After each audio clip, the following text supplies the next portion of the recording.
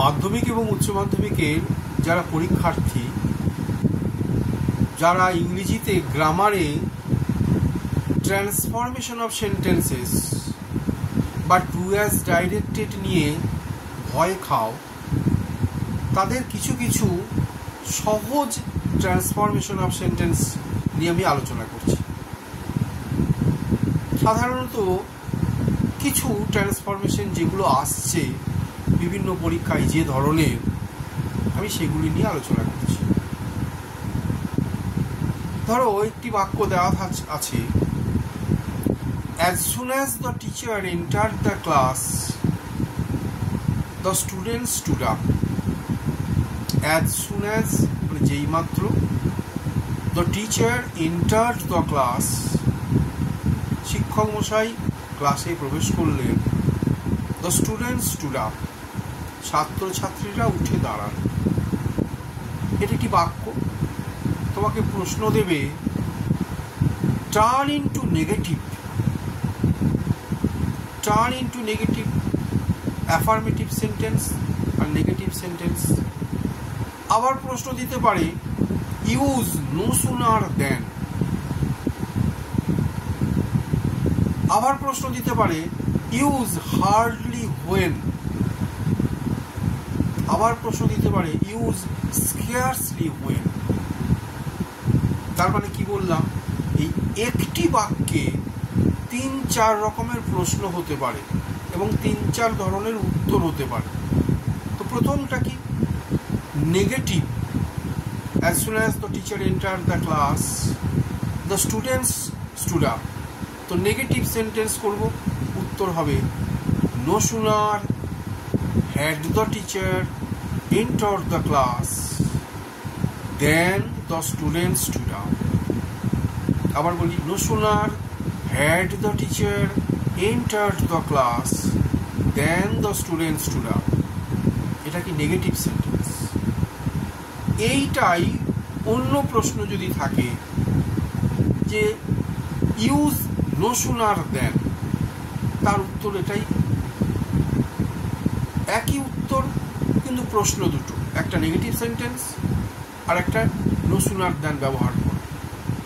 আবার এই বাক্যতেই as soon as the teacher entered the class, এটাকে তোমাকে বলতে পারে the students stood up, এই বাক্য যে use turn into another sentence using hardly when বা ইউজ হার্ডলি। তখন হার্ডলি ধরে কি ব্যবহার করবো, নো সুনার ব্যবহার করেছিলাম, এখানে হবে hardly. No sooner had the teacher ছিল, এখানে hardly had the teacher enter the class. ওখানে ছিল কি দেন, এখানে হবে when.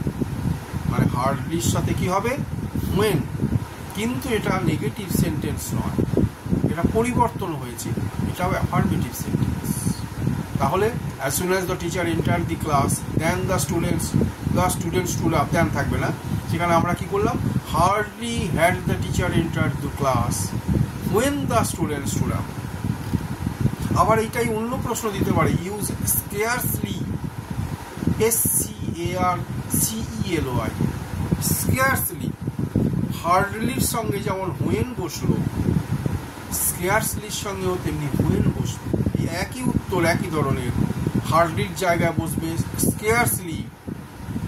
Had the teacher entered the class when the students stood up. তারও বাংলা মানে যেই মাত্র শিক্ষক প্রবেশ করলেন ছাত্রছাত্রীরা উঠে দাঁড়ালো।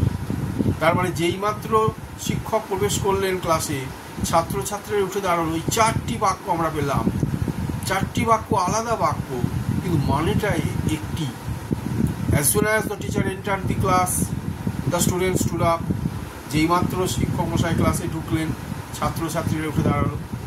আবার কি, no sooner had the teacher entered the class, যেই মাত্র শিক্ষক মশাই ঢুকলেন then the students stood up, এটা ব্যবহার করা হলো। আর কি, এটা নেগেটিভ বাক্য হলো। আর কি হলো, scarcely had the teacher entered the class when the students stood up। আর কি হলো, hardly had the teacher entered the class when the students stood up।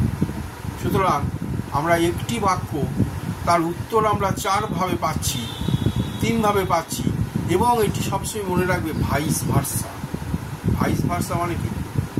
তোমাকে হয়তো বাক্যটা দিয়েছে hearty had the teacher enter the class when the students stood up, এটাকে বললো negative করতে, তখন উত্তরটা কী হবে? এই উত্তরটা হবে no sooner had the teacher entered the class than the students stood up। ওই 4টির মধ্যে একটি।